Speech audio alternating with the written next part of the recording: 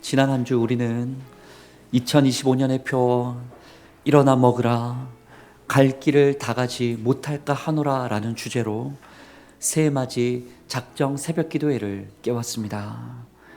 아브라함, 나오미와 룻, 전도자 예레미야, 바룩 베드로, 그리고 지난 주일에 엘리야까지 여러 믿음의 조상들을 살펴보았습니다. 그들의 공통점은 믿음 안에 있었음에도 큰 어려움을 만났다라는 것이었고, 또 큰 고난 앞에서도 믿음을 하나님께 있기를 선택했다라는 것이었습니다. 사실 온전히 믿음을 지킨 것도 아니었고 실패하는 모습도 보였었지만 하나님께서 그들과 함께 하시사 먹고 듣고 광야를 무사히 걸어가도록 도와주셨습니다. 오늘 본문에서도 큰 풍랑의 시기를 지나고 있는 한 사람이 등장합니다. 바로 사도 요한입니다. 그가 요한계시록을 기록할 때 반모라는 섬에 있었습니다. 그곳은 정치범들의 유배지였는데 하나님의 말씀과 예수를 증언하여 세상을 어지럽혔다라는 그 죄목으로 요한은 터키 남서부 해변에서 약 56km 떨어진 그 외딴 반모섬에 바로 자연의 감옥에 갇히고 말았습니다. 요한만 그런 게 아니었습니다. 로마와 황제의 대대적인 기독교 탄압과 폭풍에 휩쓸려서 여러 지도자와 신앙인들이 그 파도에 휩쓸려 죽기도 하였고, 교회라는 구원의 방주는 크게 파손되고 말았습니다.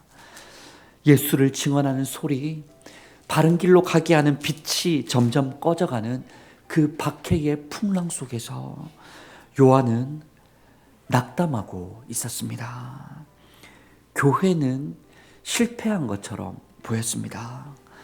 바로 그때 우리 주님께서 요한을 찾아와 주신 겁니다. 찾아오사 꿈과 환상을 통해 감추어진 것을 드러내 보여주십니다. 신학적으로 감추어진 것을 알려주는 것을 계시라고 하는데, 요한에게 주신 주님의 계시라 하여 이 말씀, 이 편지를 요한계시록이라고 우리는 말합니다. 이는 오늘날 신천지나 각종 이단들이 말하는 것처럼 끼워 맞춘 이야기거나 그림풀이의 이야기가 아니었어요. 당시에 사느냐 죽느냐, 우리가 믿느냐 버리느냐의 그 갈림길에 있는, 신앙의 갈림길에 서 있는 그 그리스도인들에게 정말 하나님께서 주시는 생명의 편지가 이 요한계시록의 편지였습니다. 거기서는 크게 세 가지의 주제가 등장합니다. 먼저는 왕을 알려주십니다. 로마 황제가 그 왕이 모든 믿는 사람들을 죽일 것 같아 두려워하고 있지만은 진짜 두려워할 분은 사탄과 죽음과 모든 악인과 그 로마 황제까지도 심판하시고 엄벌하실 만유의 주 우리 예수님이다라는 것을 계시록은 알려줍니다. 또한 나라를 알려줍니다. 예수님으로 완성되어지는 하나님 나라. 지금은 세상 나라가 더 크게 보이고 득세하지만 진정 힘있고 능력있고 사랑 많은 그 주님의 하나님 나라가 가까이 왔고 곧 임하게 될 것이라는 걸 하나님은 알려주십니다. 또한 계시록의 세 번째 말씀은 길을 알려주십니다. 큰 핍박과 박해 속에서도 바로 그 왕을 믿고서 그 나라를 사랑하고서 그 길을 소망으로 끝까지 견디며 걸어갈 것을, 박해의 광야에 있던 요한과 온 성도들에게 우리 주님은 계시록 편지를 통해 말씀하여 주셨습니다. 그런데 오늘 본문 요한계시록 말씀에서 아주 특별한 장면이 있습니다. 제자 요한에게 개인적으로 주시는 것이 있어요. 그 세 가지가 무엇인지를 오늘 함께 살펴보며 우리에게도 주시는 그 은혜를 우리가 꼭 쥐고 한 해를 살아갈 수 있기 원합니다. 첫째로 주님은 요한에게 두루마리를 가지라 말씀하십니다. 우리 8절의 말씀을 함께 낭독해 봅니다. 하늘에서 나서 내게 들리던 음성이 또 내게 말하여 이르시되 내가 가서 바다와 땅을 밟고 서 있는 천사의 손에 펴 놓인 두루마리를 가지라 하기로. 아멘. 두루마리를 가지라 하십니다. 여러분, 두루마리가 누구에게 있습니까? 지금 그냥 주셔도 될 텐데 바다와 땅을 밟고 서 있는 천사로부터 가지라고 말씀하십니다. 이 천사에 대한 묘사가 참 자세하면서도 신비롭습니다. 1절에서 보니 힘센 천사가 하늘에서 내려오는데 머리 위에는 면류관과 같이 무지개가 있습니다. 그 얼굴은 해같이 빛나고 있고 그 발은 불기둥 같습니다. 요한은 당시 자신이 직접 보았던 것을 그 당시의 언어로 최대한 묘사하고 표현하려고 애를 썼는데 우리가 이를 다 이해하기가 쉽지는 않습니다.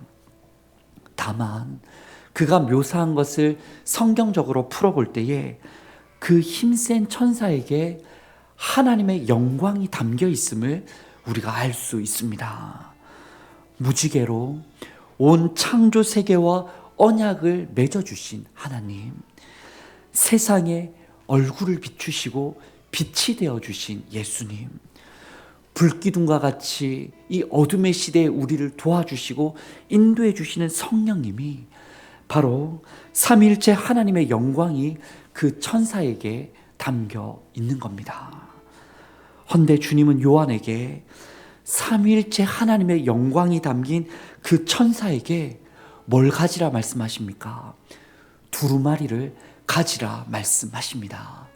이는 왕궁의 한 장면을 떠올리게 합니다. 왕께서 신하에게 아주 중요한 조서를 두루마리를 내어주고 있는 장면인 겁니다. 받으라 하십니다. 여러분, 그러면 그 두루마리가 무엇입니까? 그 삼위일체 하나님 왕께서 그 요한에게 우리에게 주고 싶은 두루마리가 무엇입니까? 궁금하여 7절을 보았더니 하나님이 그종 선지자들에게 전해주신 복음과 비밀이라고 말씀합니다. 이는 다름 아닌 성경과 요한계시록 전체에 걸쳐 나타나는 하나님의 뜻을, 그분의 의지를, 그분의 말씀을 뜻합니다. 진짜 왕이 누구인지, 영원한 나라가 무엇인지, 진정한 생명의 길이 어디 있는지가 이 성경 말씀에, 요한이 먹었던 두루마리에 다 담겨 있는 겁니다.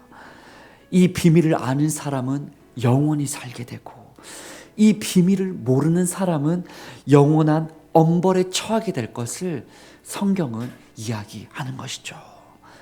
하나님은 그 귀한 두루마리를, 하나님의 온전한 왕의 뜻을 너가 꼭 가졌으면 좋겠다라고 내밀고 계십니다. 한편으로 드는 생각은 왜 많고 많은 것 중에 요한에게 두루마리를 주시는지 이해가 어렵습니다. 섬의 유배 중에 있는 그 요한에게 주셔야 할 것은 사실 탈출을 위한 배와 선원들입니다. 로마와 맞설 수 있는 군사력입니다. 아니면 요한을 끝까지 지지해 줄 수많은 지지 세력입니다.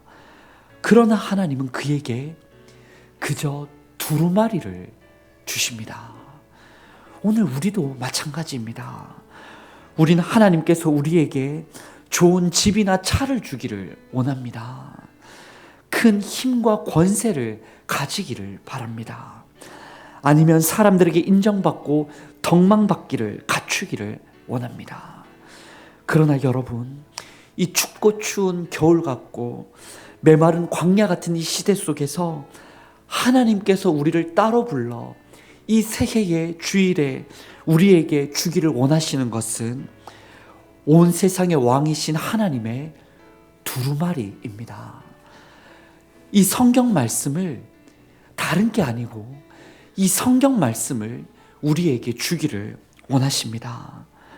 어지러운 세상 속에서 진짜 살아갈 수 있는 길과 진짜 왕이 누구인지와 진짜 곧 임하게 될 나라가 그 비밀이 여기에 있다라고 말씀하시는 것이죠. 여러분 잘 아시는 사우디아라비아의 왕세자 빈살만은 미스터 에브리싱으로 통합니다. 천조원대 상상도 안 가는 금액인데 천조원대 재력의 소유자로 마음먹은 뭐든 할 수 있다라는 뜻의 미스터 에브리싱입니다. 사실상 그는 권력 승계 서열상 왕세자가 될 수 없는 입장이었다라고 합니다. 그런데 왕세자가 됐어요. 경쟁해야 하는 왕자가 몇 명인지 여러분 아세요? 9,000명이었습니다. 10명, 100명 아니에요. 9,000 얼마나 씨를 많이 뿌려놨는지 9,000명이었습니다. 공주가 8,000명입니다.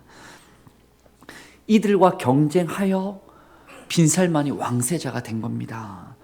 그에게 기회가 왕세자가 되는 기회가 온 것은 다름 아니라 어머니의 지혜에서 비롯되었다라고 합니다. 그의 모친은 어린 빈살만에게 한 가지 원칙을 반드시 지키도록 했다라는 거예요. 부친 국왕의 점심 식사 자리에 항상 함께하라 라는 것이었습니다. 다른 형제들은 이런저런 이유와 핑계로 식사 자리를 놓치곤 하였는데 그는 빈살만은 가능한 한 아버지와 늘 함께 먹었다라고 합니다.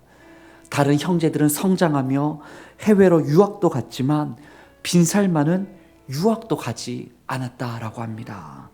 그저 아버지의 말씀을 듣고 아버지의 뜻을 알고 아버지와 친밀해지기 위해서 최선을 다했다는 거예요. 결국 왕좌가 누구에게 넘어갔다고요? 빈살만에게 넘어갔다는 겁니다. 하나님과 우리 사이도 그렇습니다. 우리의 정체성이 뭐냐면 하나님의 자녀 아니겠습니까? 이 자리에 있는 여러분은 온 우주의 왕이신 하나님의 딸과 아들들입니다. 그런데 진정 우리가 그분의 하늘 기업을 그분이 가진 천조원대보다 더 놀라운 그 복된 유업을 잘 물려받기 위해서는 우리가 무엇보다 신경 쓰고 노력해야 하는 것은 하나님 아버지의 말씀을 잘 듣고 하나님 아버지의 뜻을 알고 하나님 아버지와 친밀해지기 위해 그분과 아주 주기적으로 정기적으로 자주 함께 먹어야 한다라는 겁니다. 뭘 먹어야 합니까? 성경 말씀을 먹어야 하는 겁니다. 빈살만의 어머니가 그 아들에게 알려줬던 것처럼 우리 어머님들이 자녀에게 그걸 지도해 주셔야 되고 하나님의 자녀인 우리가 그 지혜를 가지고 우리 아버지 하나님과 함께하고 먹어야 합니다. 하나님은 우리에게 단번에 그 보좌를 주시는 게 아니에요. 광야 같은 이 세상을 통하여서 하나님의 자녀답게 왕권을 이을 사람답게 준비되도록 하나님의 형상을 갖추도록 예수를 닮아가도록 우리를 부르시고 먹이십니다. 두루마리를 주십니다. 사랑하는 성도 여러분, 한 해 그 무엇보다 성경 말씀을 잘 먹으실 수 있기를 원합니다. 밥을 먹는 원리와 똑같아요. 오늘 그냥 1년 먹을지 다 먹고 1년 동안은 굶어도 되는 게 아니잖아요. 먹을 만큼의 양이 있습니다. 그걸 주기적으로 먹는 거예요. 굶지 않도록, 기진하지 않도록 계속해서 하나님과 함께하고 먹어갈 때에 우리가 정말 힘을 얻고 아버지의 뜻이 우리 안에 두루마리가 담기게 될 줄 믿습니다. 빈살만처럼 아버지 곁에서 얼쩡거리시기 바래요. 좀 표현이 좀 그런데 성경의 얼쩡거리는 원칙을 한 해가 늘 견지하시기를 원합니다.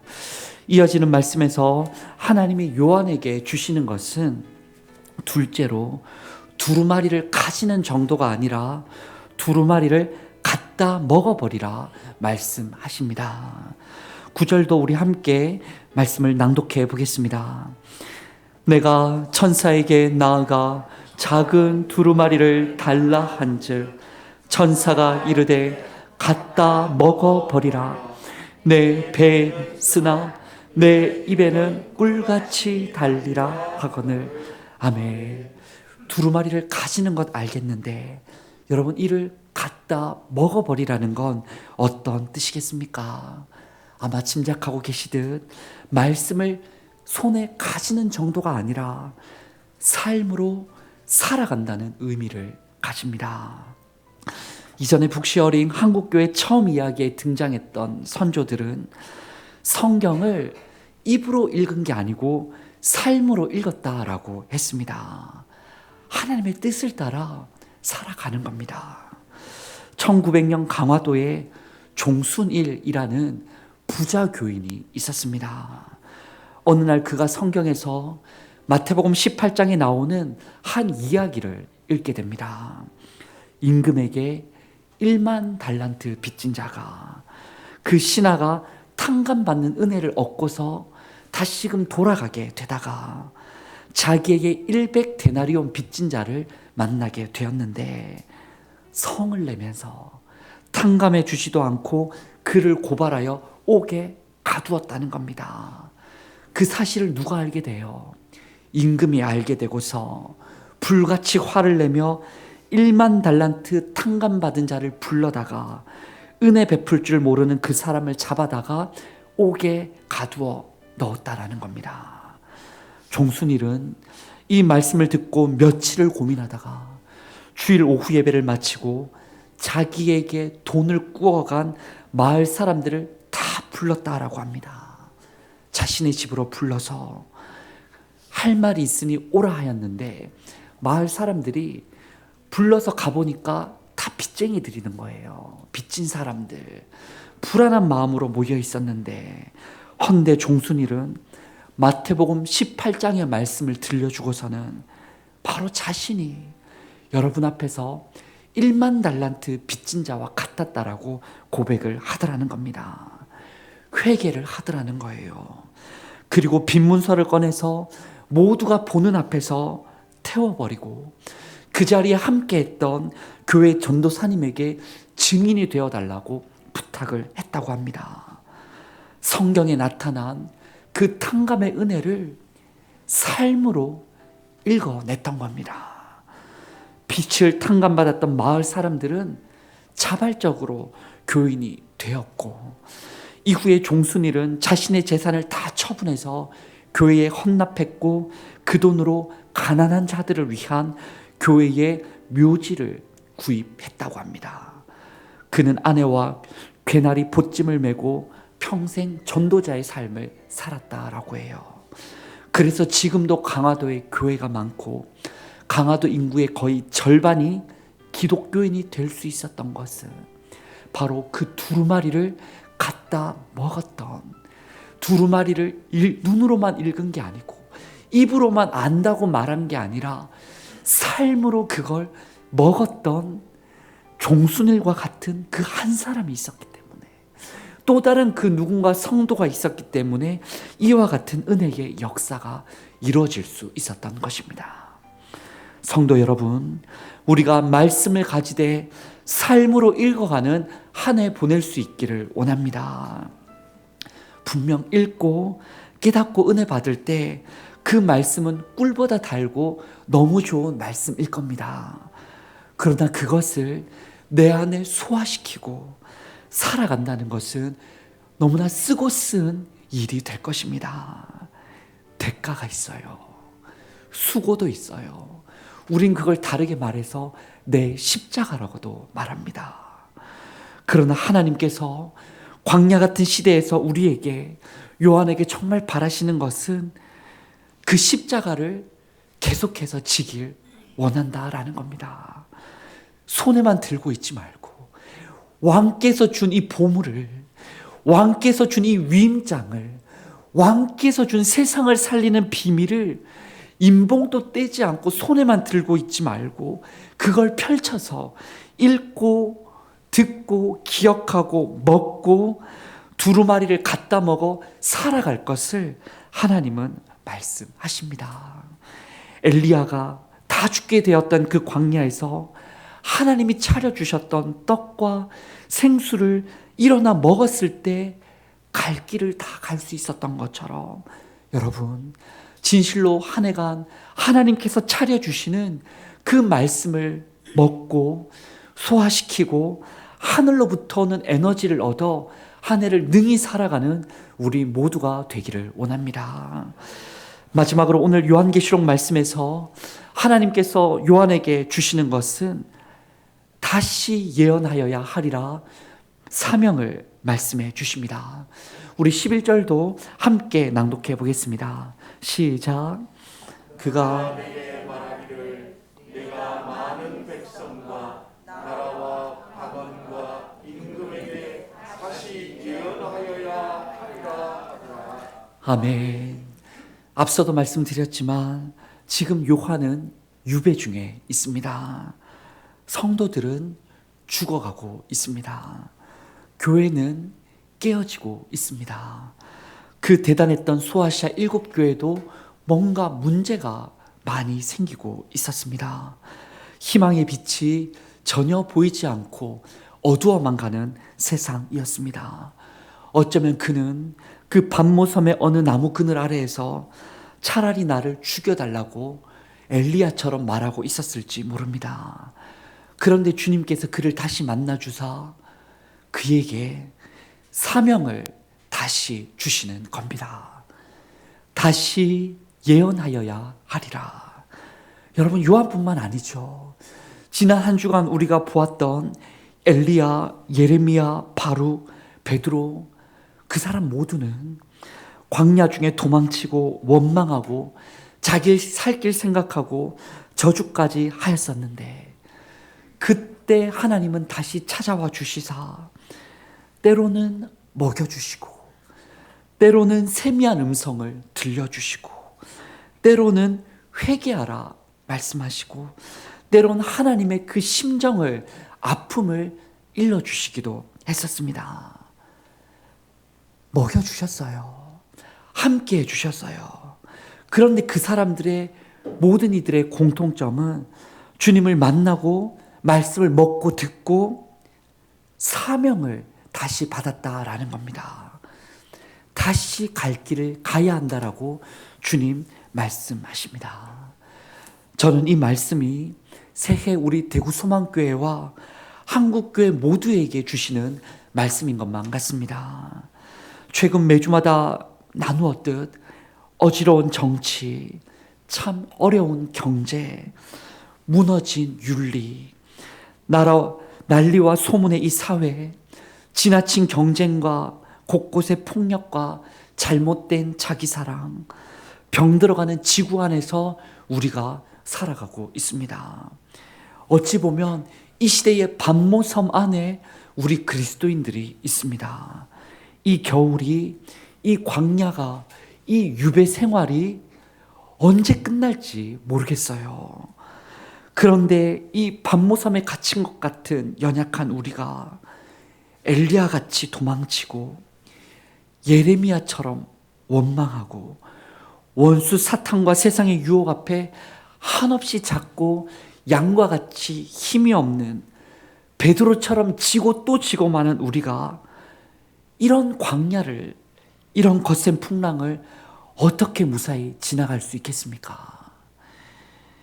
바로 하나님의 은혜가 있어야 지나갈 수 있습니다.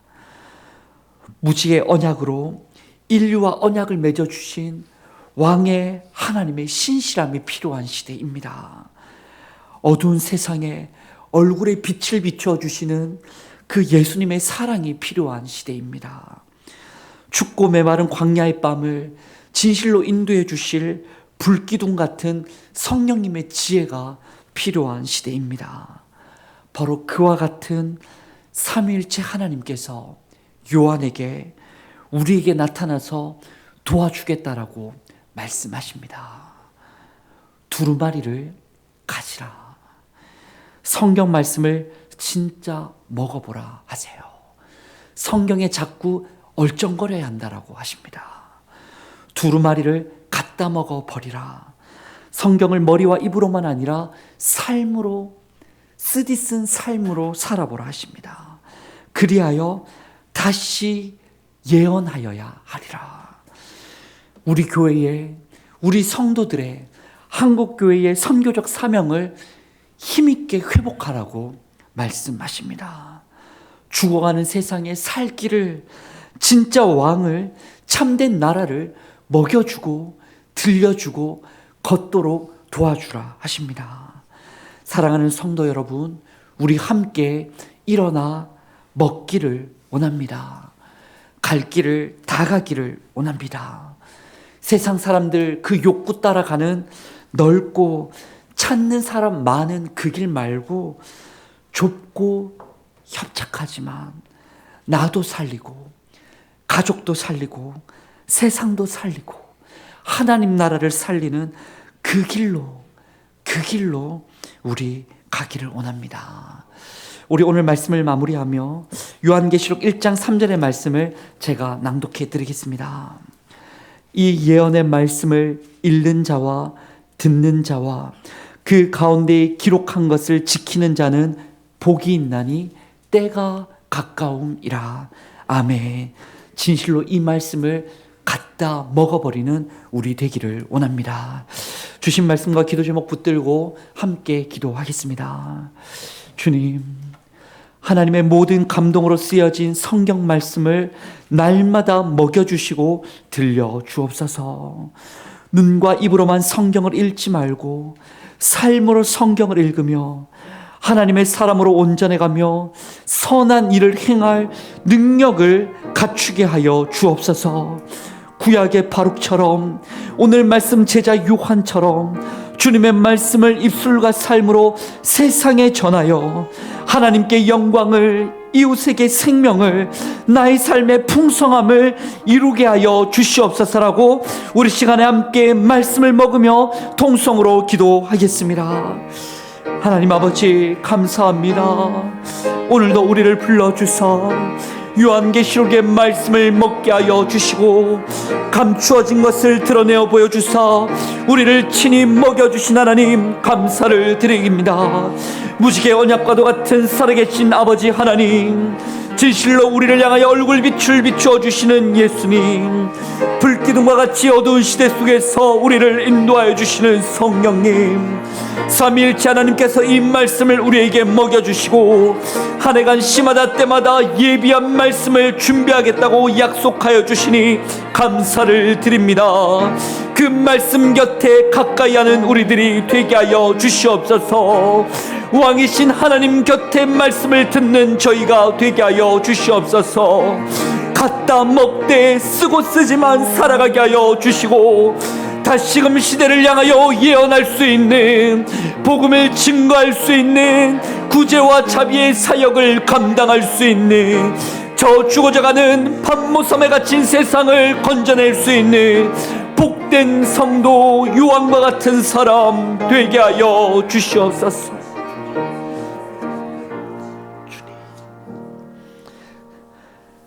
하나님 아버지, 판모섬과 같은 시대 속에 갇혀 어찌할 바 모르는 우리에게 요한계시록의 말씀으로 영광 중에 찾아와 주시는 삼위일체 하나님이시니 감사와 찬양을 드립니다.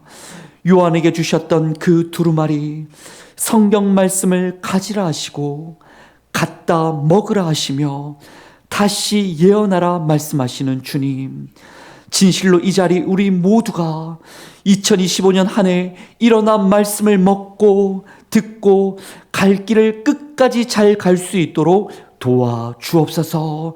우리도 살고 세상도 살게 하여 주옵소서. 예수님의 이름으로 기도드립니다. 아멘.